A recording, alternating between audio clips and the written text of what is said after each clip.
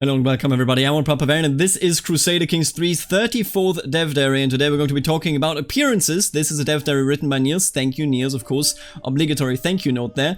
They are writing a dev diary here essentially where they go into the direct topic of, hey, you know what, how does genetic inheritance in CK3 work? How does biology work? How does ethnicity mixing work? How does anything work to come out with a proper result? Because most of the time, and this is a super valid reason to be concerned, most of the time when you have actual 3D models, it is very difficult to create, for example, children that don't look very strange, because most of the time the different features of the parents can clash, leading to a situation where instead of actually working seamlessly and creating something that, you know, is pleasurable to the eye, so to speak, you know, you look at it and you say, yeah, okay, that looks like a human being, you will end up in uncanny valley, meaning that you will end up in a situation where you say to yourself, that is barely a human, this is a demon, and we need to exorcise him.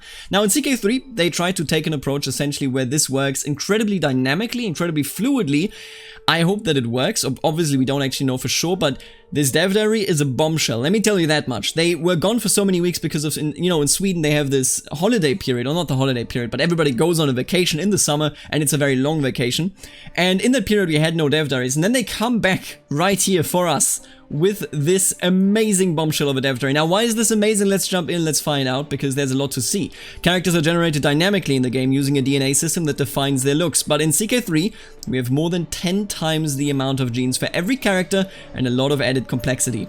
In CK3, the goal is to have much more granular approach where we use many parameters to control each feature. Now, I'm not going to read this out aloud, but as you can see here, the word nose happens to be about every third word maybe in this entire sentence, and that would, you know, kind of use up my budget for saying nose in the next 10 years, because that's just, you know, who talks about noses for that much. But I will tell you, what you can see right here is an incredible feat, because what we are seeing here is a complexity that simply works. It is not something where, okay, for example in Dark Souls, I don't know if you ever played, but if you make a character, if you just randomize the sliders enough, your character will be a monstrosity. It's guaranteed. Just Google Dark Souls randomized face, okay? It's a guaranteed thing. Now what we can see here on the other hand, I mean, just look at this. Every single of these noses, and let's start by the noses and then work our way through the faces, every single one of these noses looks unique, looks individual, but they all look real.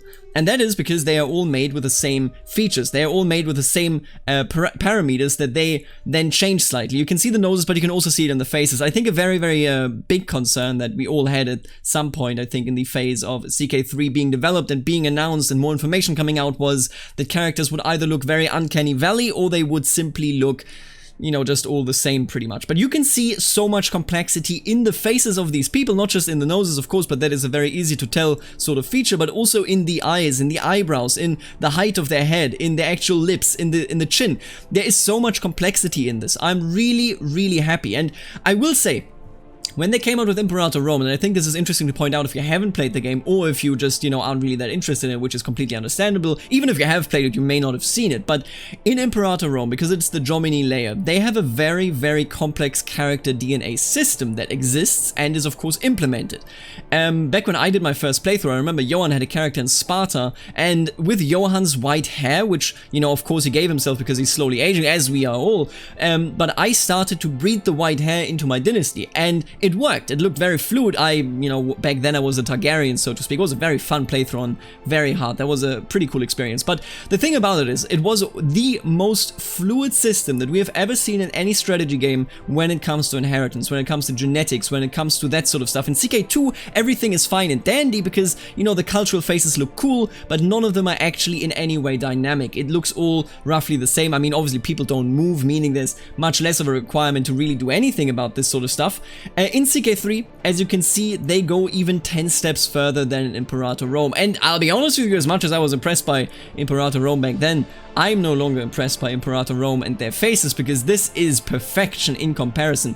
Absolutely outstanding, just how much work must have gone into these faces. I'm just supremely impressed that we're seeing faces that do not give me the hibby-jibbies, you know, the uncanny valley feeling, and they are all so incredibly unique. I think it would be easy to essentially have the same face over and over again, but then of course, you know, not be it uncanny valley, but it's just so much repetition. But in this case, we just see so many individual faces. I'm really impressed.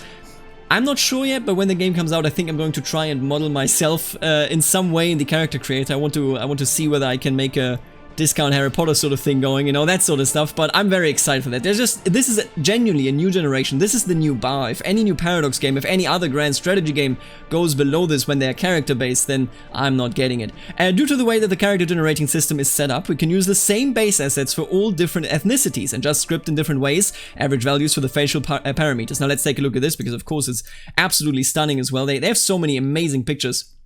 And not just, of course, the faces, also keep an eye on the clothes. They are very interesting because there are so many different varieties of the clothes. And look at this guy. He's like, can I get to invade China? Can I breach the Great Wall, please? You know, he's like a smug fella that knows what he wants in life. But here's the thing about this to me. Since they all use the same base assets, you don't run into a situation where people of different ethnicities or different parents end up with very weird looking faces because they use completely different base setups of their characters. This is essentially just all the same model except modeled in different ways, and that has many different you know, implications at the end of the day. Because first of all, this of course means that this makes for a much more fluid kind of inheritance scheme going on in the actual inheritance, be it, you know, inside of one ethnicity or in between different ethnicities. But I think it also means that for mods, you can very easily create different worlds that, for example, have fantasy races going on, you know, that sort of stuff. Elder Scrolls comes to mind, of course. I mean, Elder Kings, I need you to make a return in Crusader Kings 3. I think we all do, but the way I see it, we essentially are working with a thing where this, if you are a modder that is, you know, kind of prudent to learning 3D modding, which not everybody is, I understand that. Maybe even if you just want to add in some anime portraits, which, I mean, you know, fair enough at the end of the day, I think this should be quite possible and quite simple because it all operates on the same base parameter. Now, I will tell you, I think anime portraits are probably going to be a living nightmare because I can't envision, even when we know it's the same parameters that you can use there, to essentially have very different looking people. Or well, the same subset of variables that you can then change. I don't see inheritance work for anime people, but listen, we'll see about it, okay? If you're a good modder, then like prove me wrong. It just doesn't feel right. But I will tell you again, a very, very impressive image in the different ethnicities. Now let's get to the meat of this actual dev diary. Due to the fact that all characters use the same base model, we can easily create blends between multiple DNAs. Disclaimer, please note that the dominant and recessive genes in our system do not work exactly like in real life. We're still dealing with an approximation of genetics. We haven't fully replicated real-world genetics yet. Still very impressed. When a baby is born, it will inherit two versions of each gene, both of which will come randomly from either parent. As mentioned, one of these genes will end up being dominant and the other one recessive, based on a chance value. Dominant genes from the parents have a higher chance of being inherited as dominant genes for the baby. The appearance of the newborn character is decided entirely by its dominant gene set, but the recessive genes are still there as a representation of genes carried down the generations. So when this new character gets to make its own babies, they will have a chance of inheriting genes from their grandparents, even though that gene might not have been visible in their parent. And this is interesting because this is a couple and these are their children, and then this is a couple and these are their children as well. Isn't this William the Bastard again? I think it's William the Bastard, right?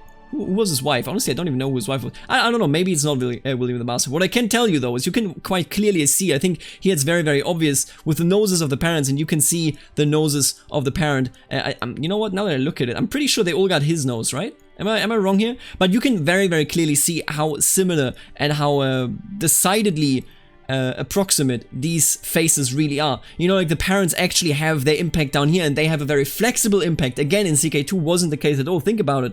If you had someone, for example, that had culture Brittonic and they had a child with a culture French, that child would be either or. There was no, you know, back and forth. There was just that essentially. And then of course some features would go either way, but essentially you were kind of stuck with a very inflexible system. This is a complete step up, gigantic step up.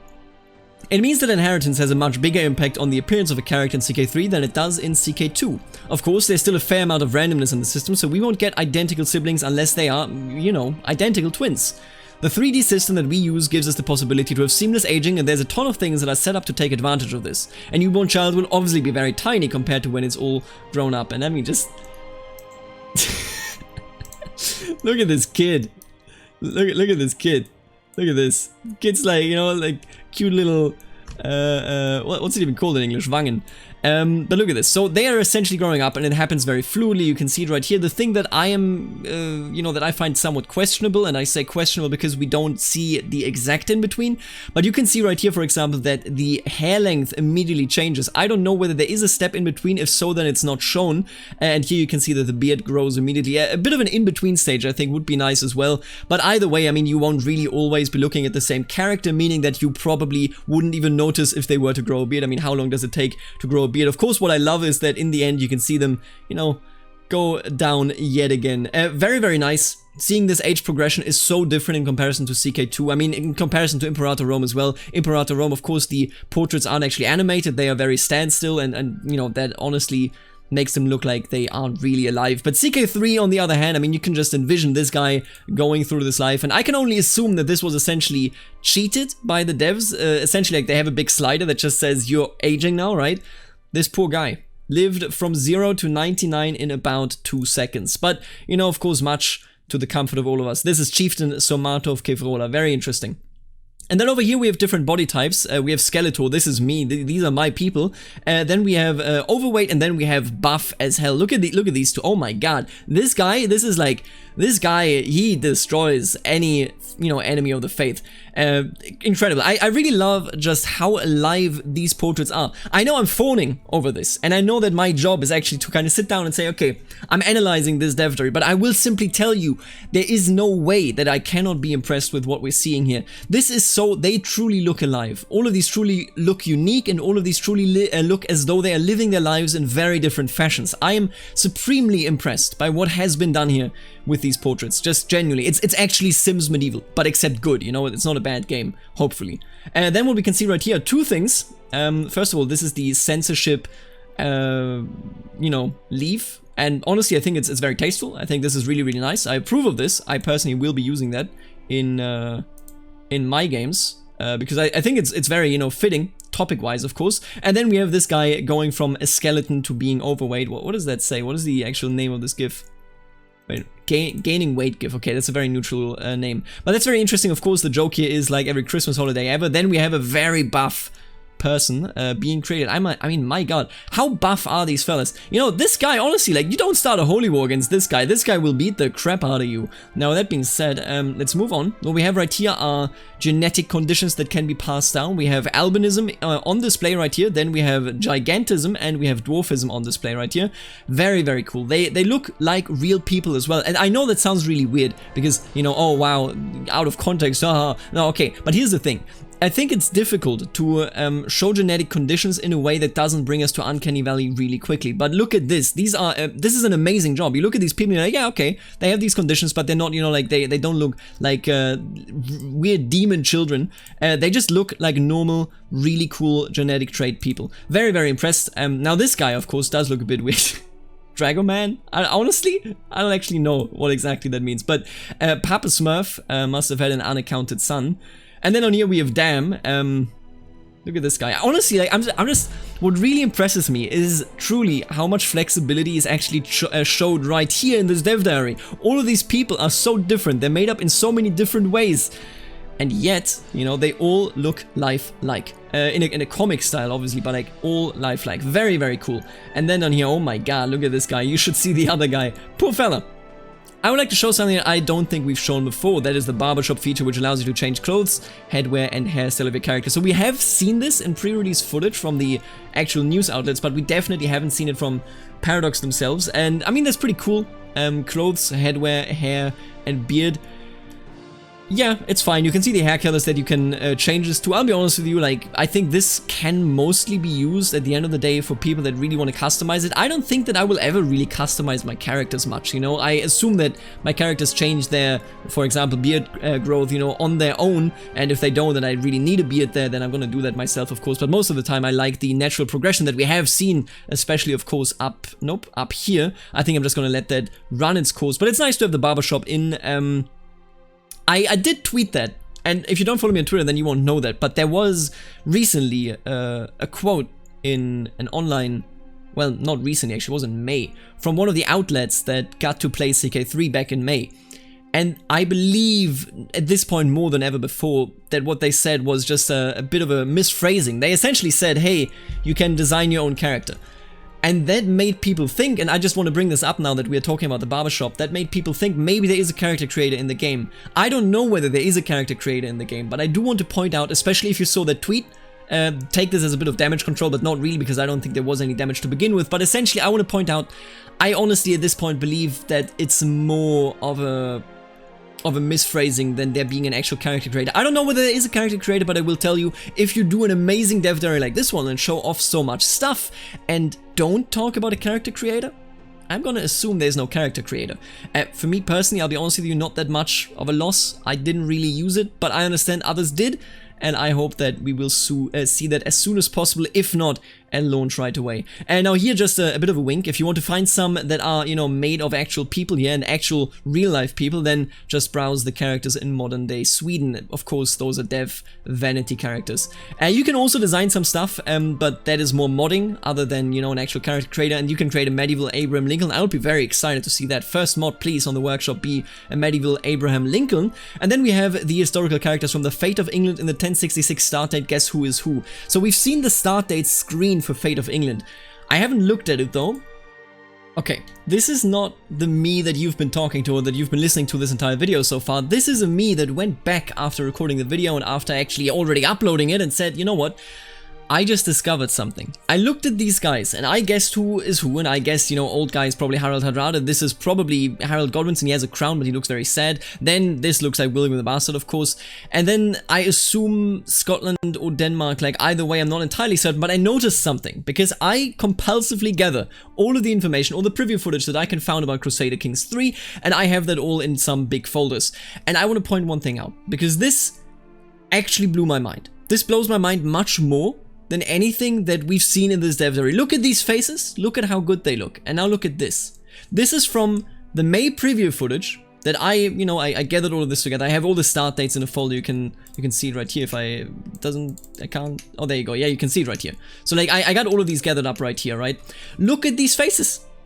Look at Harald Hardrada and King Sven almost looking the same, and then you look at the new angle. I mean, just look at this. Look at all these. Oh my god. This genuinely blows my mind. And I really needed to cut this in because I didn't mention this because I didn't actually look at this screenshot in ages. I haven't looked at it in ages. Now I looked at it and oh my god, this is an incredible change of quality. Look at William the Bastard. Look at the way he looks down here. I can really only assume that this is him. I am incredibly impressed by that change. Absolutely massive. I'll hand you over to the other guy again. And if you don't enjoy being disgusted, don't worry, we have an option to turn off the worst looking diseases and replace them with something less nightmare inducing. Now I will warn you, out of, you know, courtesy, we're going to be looking at the very disgusting looking diseases, because obviously they, you know, if we're gonna have character models this good, then the diseases need to look actually disgusting. So if you're not in it for that, then, you know, look away right now. I guess I will tell you once I'm closing this again, but look at this stuff. Oh, look at this stuff. It's disgusting, just for the record, like absolutely disgusting, but it is disgusting in a way that just really works. I mean, oh my god, dude, the Black Death is going to be so horrifying. Okay, impressive. I've closed it now, just for the record, but I am incredibly impressed by this entire dev diary, by the work that clearly went into the, look at all the reactions here, that clearly went into all these characters. It's a new generation. It is a new level of everything related to character design in strategy. You will never see this. I've never seen this in any other strategy game. I mean, you know, most grand strategy titles from other companies are like 10 years behind anyway, but I'm very, very impressed. This is, if you were worried about 3D portraits in Crusader Kings 3, I don't think there's any reason to still be worried at this point. Absolutely outstanding how fluid this works, how genetics work, how anybody looks like a real person here. No, you know, there's no exceptions. They all look like fine people. I'm really happy about this. Let me know what you think about the dev diaries. I mean, this dev diary analysis was mostly me phoning about it, but how can you not phone about this? Just look at this stuff. It's actual gold. I'm very, very impressed. And that brings us to the end of this video, and I would like to, as of course always, thank the members of the channel, namely the Barons, Stefan the Pelted, Achilles, Noah, Eterna, Falling Phoenix, Jacob, the Musiela, Godan, Florian, MFA, Mitchell, Aaron, Stefan, Snywolf, and Tringili, and then of course also the Counts, Lachlan, Wombat, Shifty, and Rex Romanorum, and last but not least, the absolutely beautiful dupes, Eric, Kiriana, Goodfield, Nathan, Jack, Kenneth, Lexo, Larry, Soloing, Pixie, and Thomas. Thank you all so much for supporting the channel directly. If you also want to support the channel and support what I do, then check out the join button right underneath the video. Later, alligator.